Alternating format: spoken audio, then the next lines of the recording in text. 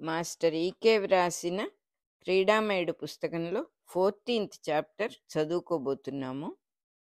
వైశాఖ బహుళ పంచమి నాటి రాత్రి వ్రజగ్రామమునకు దూరముగా గోధుమ పొలముల నడిమి గట్లపైనున్న పర్ణకుటీరము ముందు చదునైన నేల శుభ్రము చేయబడి గోమయముతో అలికి ఆరబెట్టి మృగ్గు చుక్కలతో సుందరముగా ఉన్నది. వెన్నెలలో ఒక విశాలమైన ముదుక దుప్పటి పరచుకొని వ్రజగ్రామముల నాయకులు రహస్య సమావేశమున ఉండిరి. నందుడు, శతగోపుడు, గర్గులు, రణగోపుడు, గిరిగుప్త, సింహగుప్త, మాధవగుప్త, సునయుడు, ఉపనందుడు అను వృద్ధుడు మరికొందరు మండలాకృతిగా ఆసీనులైరి. వారి నడుమ ఉడుకబెట్టిన ఉప్పువేరు శనగలు కుప్పపోయబడి ఉన్నవి. గుప్పెళ్లతో తీసి నమలుచు మట్టి పిడతల మంచినీరములు గ్రోలుచు వారు మంతనములు సాగించిరి. నందుడు, దేవకి అష్టమ గర్భము మన దగ్గర పెరుగుచున్నది అను వృత్తాంతము కంసునకు తెలిసినది. మనము వెంటనే మరి ఒక తావునకు వలస పోవలెను. వ్రజగ్రామములలో జరిగిన తిరుగుబాటులే ఇంతవరకు ఆనకట్ట కట్టి కంసుని భటులను రానీయకుండా నిలిపినవి. ఇప్పుడు వ్రజము విడిచిపోవుటకు మనకు ఆజ్ఞలు వచ్చినవి. బృందావన ప్రాంతములకు చేరి స్థిరపడుడని మన నాయకుడు వసుదేవుడు నిర్దేశించెను. వేసవి కనుక వలసకు అనుకూలమైన కాలము. పొలము పనుల కథను కాదు కనుక విఘ్నముల ఎద్దడి లేదు. ఇది మన గ్రామవాసులకు వినోద సమయము. ప్రతి గ్రామము నుండి సగము మంది మగవారు ముందుగా బయలుదేరి కొన్ని బండ్లతో కొన్ని సంభారములతో మొదట వలస తీయవలెను.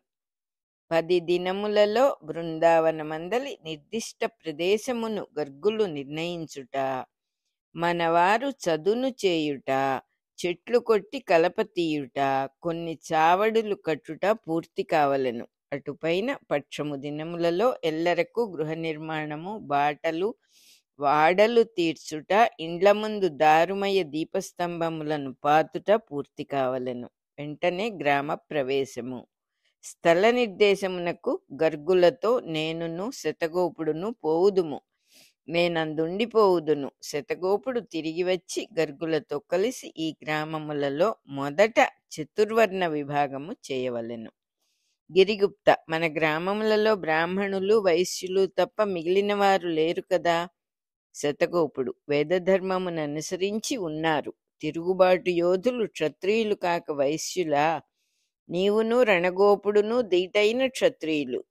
కృషి, గోరక్ష వాణిజ్యములలో జోక్యము కలిగించుకొనుటకు మీకు వ్యవధి లేదు. మన వారిలో చెట్లు కొట్టి, దుంగలు మోచి, వడ్రంగము మొదలగు విద్యలతో గ్రామ నిర్మాణము చేయువారు శూద్రులు కాక వైశ్యులా? మనకు వెలివాడగా ఏర్పడిన దాస వేశ్యల కుటుంబముల వారు గృహస్థులై పునీతులైరి గనుక వారును శూద్రులే. బృందావనమున మన ఇండ్ల వరుసలలోనే వారికిని గృహ నిర్మాణము చేయుడు. వారి భర్తలును వైదేశికులు, ఇనుప శరీరముల వారు. గ్రామ నిర్మాణ విద్యలను బుద్ధిగా నేర్చుకొనిరి. నందుడు, ఇంతకును మన వలసకు కారణము ఏమని చెప్పవలెను? ఉపనందుడు, ఏమున్నది, ఇచ్చట భూసారము తగ్గినది. నదికి దూరముగా చెరువు క్రింద సేద్యమెంత చేసినను వెలితియే. అన్నిటికన్నా ఎక్కువగా మనకు పిశాచముల బాధ ఒకటి ఉన్నది గదా. గ్రామమునకు స్థానబలము తగ్గిపోయినదని మన గర్గులు బోధింతురు. సంకల్పము మంచిదైనప్పుడు శంఖున పోసినది ఏదైనా తీర్థమే. గర్గులు, అవును, సత్యము కూడా. శిష్యులు చెప్పినట్లు గురువులు వినవలెను. మరి గౌరవము దక్కవలెను గదా. నందుడు, ఈ గురు శిష్యుల లోకము వేరు. శతగోపుడు, అవును, ఇది గోలోకము. ఇంతకును మన వ్రజగ్రామములు నిర్జనములు కావలసినదేనా? గర్గులు, లేనిచో మన కేశిస్వాముల వారికి అగ్రహారములుగా దానము చేయుడు. శిష్య సమేతముగా వారిచ్చట వామాచార యోగాశ్రమములను నెలకొల్పుకొందురు. ఆనందో బ్రహ్మ. శతగోపుడు ఈ స్వాములవారు మధురలో అట్టి యోగాశ్రమమే నిర్వహించుచున్నారు. గర్గులు దుస్సాంగత్యములతో మనకు పని ఏమి గాని, ఒక మంచి మాట చెప్పెదను. మొన్న మధురలో విప్రవాటికకు పోయి తిని, వేదాధ్యయన పరులైన విప్రులు సామూహికముగా కంసుని కొలువు నుండి తొలగింపబడిరి. వంశక్రమానుగతముగా వారనుభవించుచున్న అగ్రహార క్షేత్రములు, దేవతాయతనముల మడులు మాన్యములు ప్రభుత్వమునకు స్వాధీనము చేయబడినవి. వానికధికారిగా ఈ క్రొత్త స్వాముల వారు పీఠం అలంకరించిరి. యవన సంప్రదాయముననుసరించి వేద విద్యకు కొత్త అర్థములు చెప్పు గురుకులము వారిచే స్థాపింపబడును. స్త్రీ పురుష నగ్న విహారములతో నూతన యోగ సాధన మార్గమొకటి ప్రారంభింపబడినది. దానికి కుతూహలపడు యువతీ యువకులు వందల సంఖ్యలో ఆకర్షింపబడుచున్నారు. సంప్రదాయపరుల చేతిలో వేదము భ్రష్టమైనదని వారి ప్రచారము. నిరాశ్రయులైన మధురాపుర బ్రాహ్మణులు గ్రామములలోనికి వలసపోవుటకు నిశ్చయించుకునిరి. వారందరినీ సమీకరించి మన వ్రజగ్రామములను వారికి అగ్రహారములుగా ధారాదత్తము చేయవచ్చును. గృహక్షేత్రాది సంపదలను, ఆలయమును, చెరువును వారికి ఆశ్రయముగా చూపి మన పశు సంపదలో 8వ భాగము వారికి దానము చేయుదము. దానితో మనము నిర్మించిన వ్రజగ్రామములు నిత్యము వేదఘోషలతో, హోమవేదికలతో పరిసరములను పునీతము చేయగలవు. ఆవశ్యకమును బట్టి ఆ బ్రాహ్మణుల కుటుంబములు తమ తమ బంధువర్గములతో స్థిరపడి వివిధ వృత్తులు నేర్చుకుని 4 వర్ణముల వారుగా విభాగము పొందగలరు. వర్ణములెప్పుడునూ మొదట ఇట్లే ఏర్పడును. రాజర్షులు బ్రహ్మర్షులైన కథలు పూర్వయుగములలో ఎన్నియో కలవు.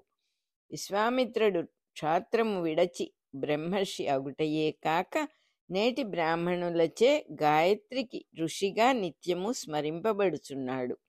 ఉపనందుడు గురువుల వారు మొత్తము మీద బ్రాహ్మణులు అనిపించినారు. ఎన్ని చెప్పినను బ్రాహ్మణ పక్షపాతము పోలేదు. ఇంతకన్నా లోకమునకు శ్రేయోదాయకమైన కర్తవ్యము కూడా లేదు. శతగోపుడు కావలసినప్పుడెల్లా మన సహాయము ఈ అగ్రహారముల వారికి ఉండనే ఉన్నది. గర్గులు వారణావతమునకు సమీపమున గల మహారణ్యమున యవన తాంత్రికుడొకడు చేరినాడు. అచటి కోయలను, చెంచులను భూత విద్యలో, ఇంద్రజాలములో శిక్షితులను చేయుచున్నాడని వింటిమి. అచటి కోయరాజు చెల్లెలకు దుందుభిని వివాహమాడి యవనాచారములలో పార్వతేయులను ప్రవీణులను చేయుచున్నాడు. వేద ధర్మ సంప్రదాయమును గూర్చి మాట్లాడిన వారిని ఆ సీమల నుండి తరిమి కొట్టుచున్నారు. ఆ సమీపమున ఒక గ్రామమునకు మధురాపుర వేద విప్రుల కుటుంబమునొక దానిని పంపి మనము స్థిరపరచి వారికి కూడా రక్షణ కల్పించి పరిసర గ్రామములలో వేద విద్యను వ్యాప్తి చేయవలసి ఉన్నది. క్రీడామయుడు పుస్తకంలో 14th చాప్టర్ అయిపోయింది.